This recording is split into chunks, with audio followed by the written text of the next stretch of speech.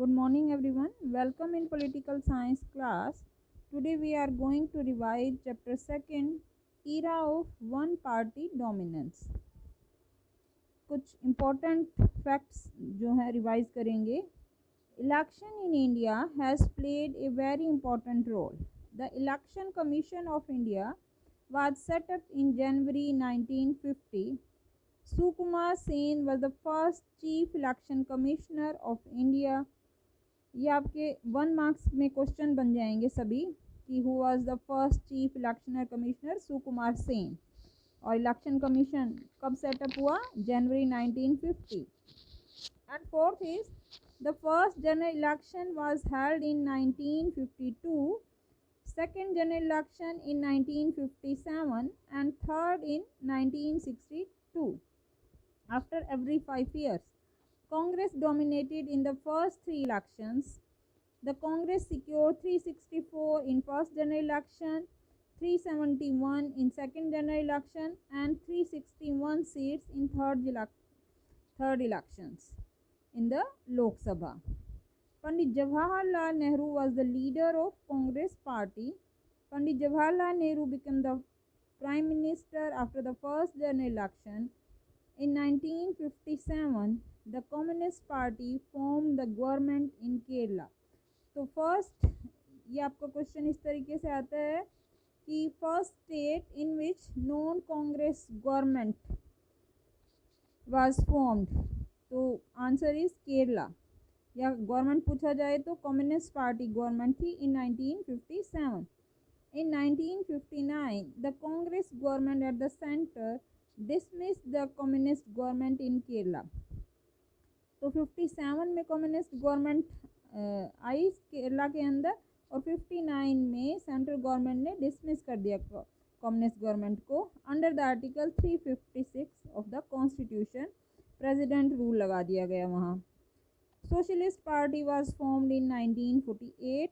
Doctor B.R. Ambedkar was the founder of Independent Labour Party and later established the Republican Party of India.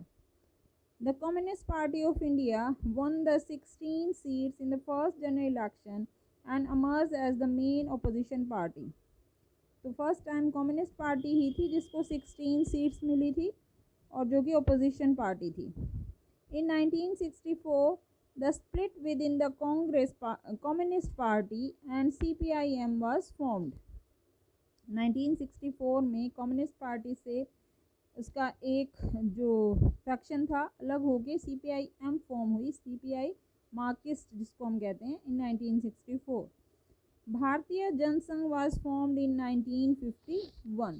तो सारे आपके ये MCQs या 1 marks के questions हैं, किसी भी तरीके से आ सकते हैं कि which party was formed in 1951, then Bharatiya Jana Sangh या Bharatiya Jana Sangh was formed in 1951. Dominant party system. तो जब तक वन पार्टी डोमिनेंस था, सिर्फ कांग्रेस पार्टी सभी स्टेट्स गवर्नमेंट में भी और सेंट्रल गवर्नमेंट में भी कांग्रेस ही एग्जिस्ट कर रही थी. तो उसी टाइम के बारे में हम रीड करेंगे यहाँ पर. डोमिनेंट पार्टी सिस्टम कि कांग्रेस जो थी वो डोमिनेंट कर रही थी. A dominant party system is one where a number of parties exist but only one party dominates in the operational politics. Means parties तो बहुत सारी होती हैं, जैसे कि इंडिया में मल्टी पार्टी सिस्टम है, लेकिन जो डोमिनेट कर रही थी वो सिर्फ कांग्रेस थी. Other parties also operate but they do not matter much in the functioning of government. The Indian party system was an example of dominant party system. Several political parties participated in the elections in India, but Congress dominated the scene at the center as well as the states before March 1977. कि मार्च 1977 से पहले हर बार centre में कांग्रेस की government ही बनती रही है. The dominance of Congress was due to many reasons such as its role in the country's freedom. Means freedom movement की main party थी. बिफोर इंडिपेंडेंस जो है कांग्रेस बहुत ओल्ड पार्टी है, 1885 में फॉर्म हुई थी. Failure of the coalition government और जो कोलिशन गवर्नमेंट बनी, इवन स्टेट में भी वो अपना टर्म कंप्लीट नहीं कर पाती थी। Unique personality of the leaders due to the dominance of the Congress party, some perspectives of students of Indian politics have expressed the views that India has one party dominant system. Rajni Kothari की main ये wordings हैं कि one party dominance system India में exist करता है और one dominate party system. ये Morris Johns इनके दिए हुए ये कमेंट हैं।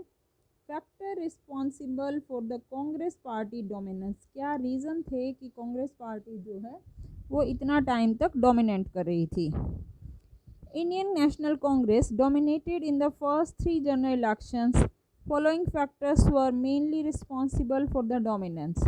First is Indian National Congress is the oldest party in Asia. The Congress Party was established in 1885. The Congress Party played a very important role in the freedom struggle. In fact, the history of national movement is the history of Congress Party. कि mainly अगर हम जो freedom movement के regarding देखें तो कांग्रेस का बहुत major role था उसमें।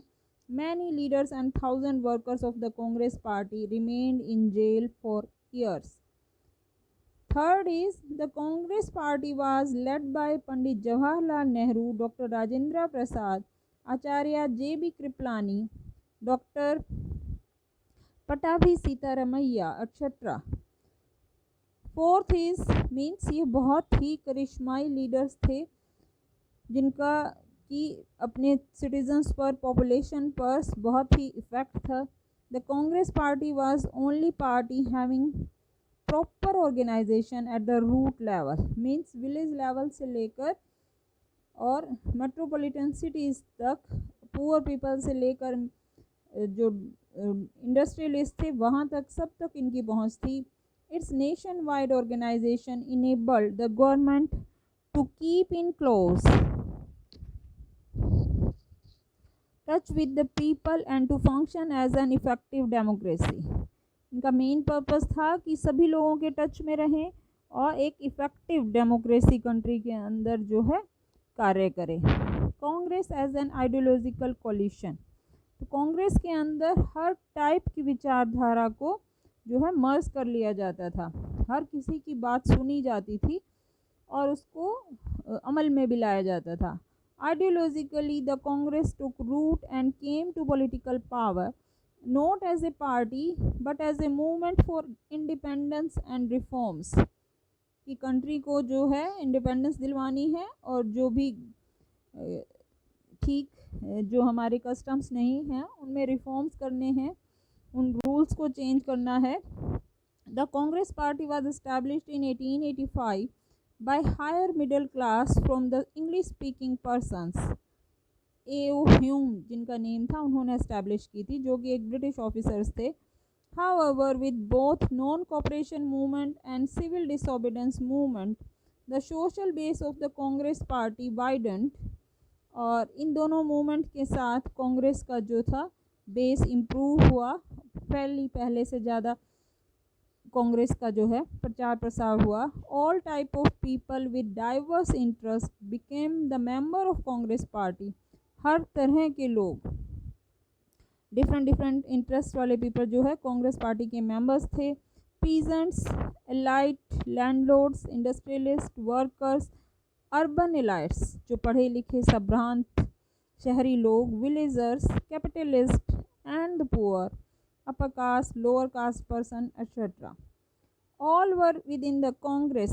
कांग्रेस के अंदर इन सब के लिए जगह थी और ये सब कांग्रेस के पार्ट थे। Congress party was in fact an ideological coalition कह सकते हैं, जिसमें सबको जो है स्पेस मिल रहा था।